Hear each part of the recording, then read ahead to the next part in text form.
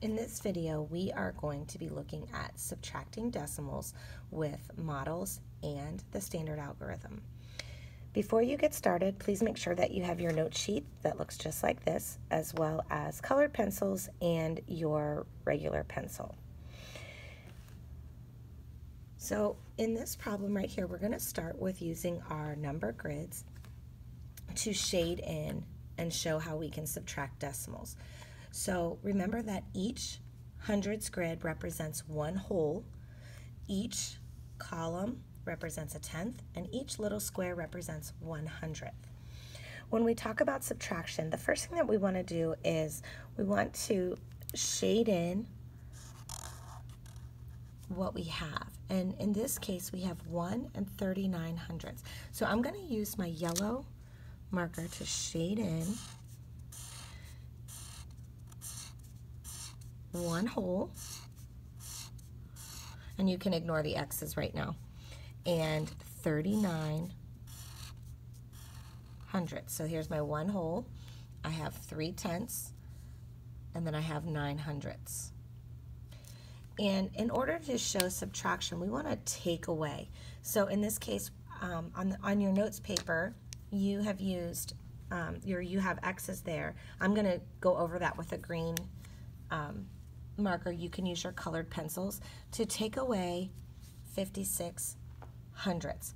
I first want to look at the 5 or 5/10ths. So I'm going to take away 1, 2, 3, 4, and then I'm going to come back over here, and because there's 9/100ths here, I'm going to take that and one little X there to show those 5/10ths. So again, there's the 4/10ths, and then 9 here and 1 here makes it 5/10ths. And then I still need to take away 6 more hundredths. So there's 1, 2, 3, 4, 5, 6. To determine my answer for this subtraction problem, we're going to look at everything that is still left over, which is everything that is still yellow. And in this case, you can see that there are 1, 2, 3, 4, 5, 6, 7, 8 whole tenths and 3/100ths. So we have 8/10ths and 3/100ths left over. So 1 39/100ths minus 56/100ths is 83/100ths. We can do this exact same subtraction problem by using an open number line. So again, we're going to show 1 39/100ths. So on your number line, down here, you can see where you wouldn't have anything on yours to start with, but you would start at your 56/100ths, and then we're going to add up to 1 39/100ths. If you chose to do it the other way, you could start at 1 39/100ths and subtract, moving backwards, but for this video, we are going to add up. All right, so we're going to start here at this 56/100ths, so that's this guy right here. And in order to add up, you can do this several ways. There's not one right answer, but I like to start with to make it easy. So I know that from 56/100ths, I want to make nice, easy numbers to work with. So I'm going to add 4/100ths to that, and then I'm going to add, notice up here, 4/100ths, so that I have 6/10ths. Okay, so the number that's down here is when I add the 4/100ths, it takes me to this spot on the number line. And from here on out, I want to make easy jumps of numbers that I already know how to add. So from 6/10ths to 4/10ths, I know that would take me to one whole. So I add that 4/10ths. You can even add an addition sign there if you want, because so far we've now added 4/10ths and 4/100ths, or 44/100ths, and I'm at one whole on the number line. Since I'm trying to get to 1 39/100ths, I'm going to jump 3/10ths so that I now can make it to 1 3/10ths. So I'm going to jump 3/10ths, and again I'm going to add that up, and I've landed at 1 3/10ths. I still need to make it to 1 39/100, so I need to make another jump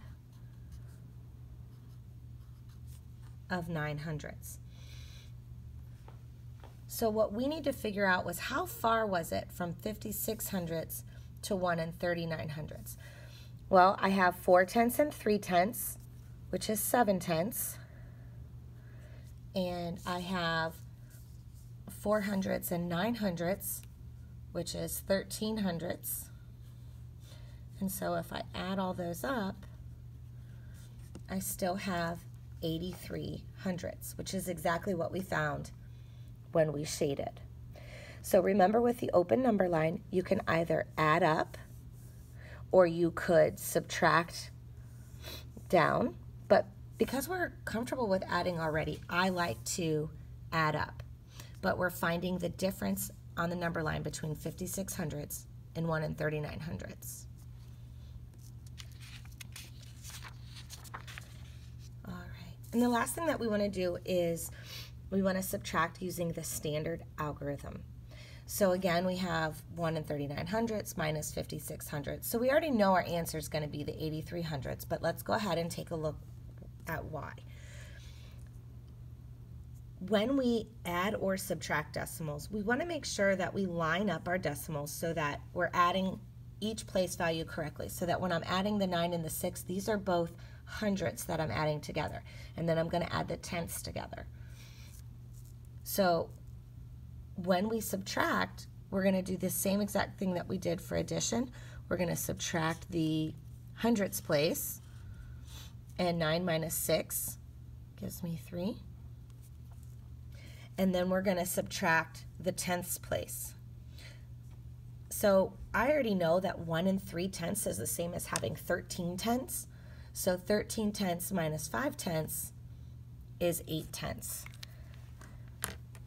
If you choose to look at that as regrouping, you can.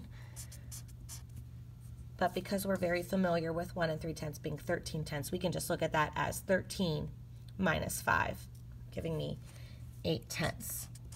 So again, when we add or subtract decimals, we have to keep our decimals lined up to make sure that we're adding each place value correctly.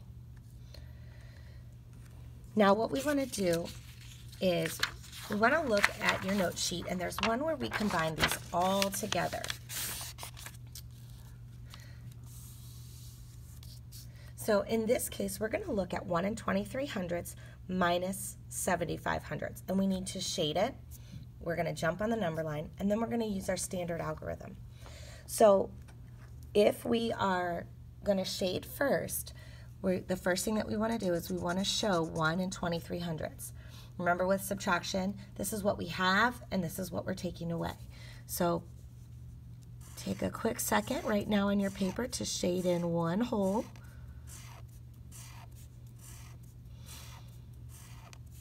2 tenths, and 3 hundredths. So again, we have 1 whole, 2 tenths, 3 hundredths. And we want to take away 75 hundredths, or 7 tenths. So the first thing I'm going to do is take away 7 tenths. I'm actually just going to shade it.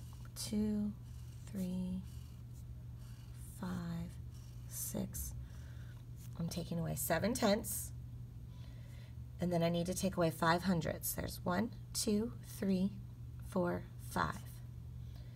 So everything that's still yellow is what I have left over. Now, instead of shading, if you want to cross those off, that's fine too. But now we want to look at what's left in yellow. And we have 1, 2, 3, 4 tenths. And then 1, 2, 3, 4, 5, 6, 7, 8 hundredths. So what we have left is 4 tenths and 8 hundredths.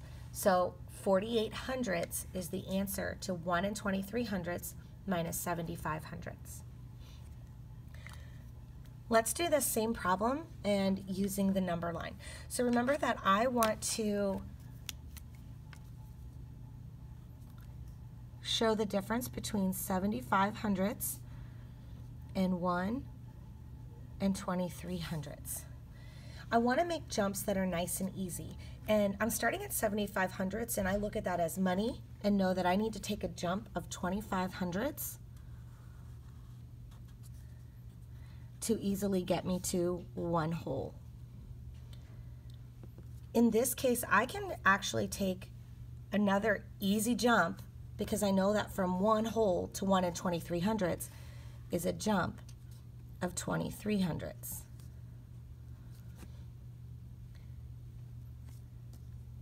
Now again, your jumps may not be the same. They don't have to be 25 23/100, but if they are, great. Those are the two numbers that made sense to me and I felt like were easy. So if I take 25 and 23, again, I get 48/100 of a jump between 75/100 and 1 23/100. So you're just adding up the jumps that you had to take. For subtraction, this is the exact same thing as addition of decimals. Remember, we're going to line up our decimals. So I'm going to 1 23/100, and we're going to subtract 75/100. Once your decimals are lined up, you subtract as if they were whole numbers. You just make sure that you bring down the decimal.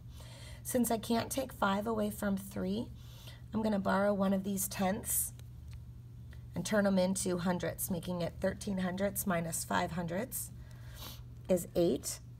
And then I have 1 whole and 1/10, which I know is the same thing as 11/10. And 11/10 minus 7/10 is 4/10. So I get 48/100 when I do it with the standard algorithm as well. These should be the notes that you've completed and put into your math notebook. And then you have 2 that you can try on your own.